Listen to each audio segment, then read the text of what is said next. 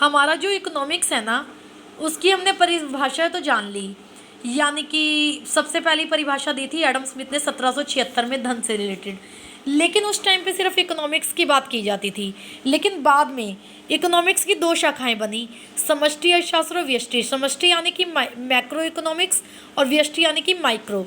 Micro में ना हम एक लेवल पे स्टडी करते हैं, यानी कि व्यक्तिगत इकाइयाँ। मान लो कि एक पेड़ पे कितने फल हैं, एक आदमी अपना घर कैसे चला रहा है, एक फैमिली का गुजारा कैसे चल रहा है, एक फैमिली कितना कंजप्शन कर रही है, एक फर्म कितना उत्पादन कर रही है, मांग क्या है, पूर्ति क्या है, एक मार्केट में इन सब की सिचुएशन कैसी होगी।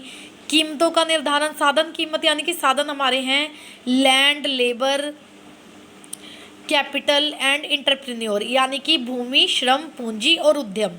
ये सारे साधन हैं। इनकी कीमतों का निर्धारण, यानी कि श्रमिकों को मजदूरी कितनी दें, भूमि को लगान कितना दें, पूंजी को ब्याज कितनी दें, इन सारी चीज़ों का, और बाद में इंटरप्रेन्योर के पास कितना प्रॉफिट होना चाहिए, इन सारी चीज़ों को डिसाइड किया जाता है इसके अंदर।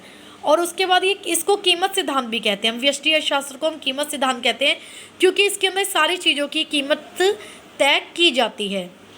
लेकिन समष्टि अर्थशास्त्र जो है वो पूरे इकोनॉमिक के, पूरी अर्थव्यवस्था के, पूरे देश के समग्र व्यवहार, समग्र मांग और समग्र पूर्ति की बात करता है। यानी कि पूरे देश के लोगों की डिमांड कितनी है, सप्लाई कितनी होनी चाहिए, इनकम कितनी है सबकी पूरे देश में, यानी कि नेशनल इनकम की बात करता है ये।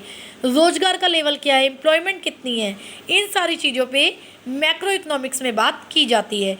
इस देश को हम आय और रोजगार का सिद्धांत भी कहते हैं, क्योंकि ये पूरे देश की समस्याओं पे बात करता है। गवर्नमेंट कैसे कर रही है, उसकी नीतियाँ क्या हैं, और हमारी सरकार कैसे चल रही है, इन सारी चीज़ों में ये बात करता है।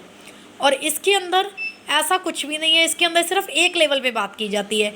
हम एग्जांपल ले सकते हैं, जैसे कि हम अगर एक पेड़ की बात करेंगे तो वो माइक्रो इकोनॉमिक्स है, यानी कि व्यष्टि अर्थशास्त्र है। और अगर हम पूरे जंगल की बात करें तो वो मैक्रो है, यानी कि समष्टि अर्थशास्त्र।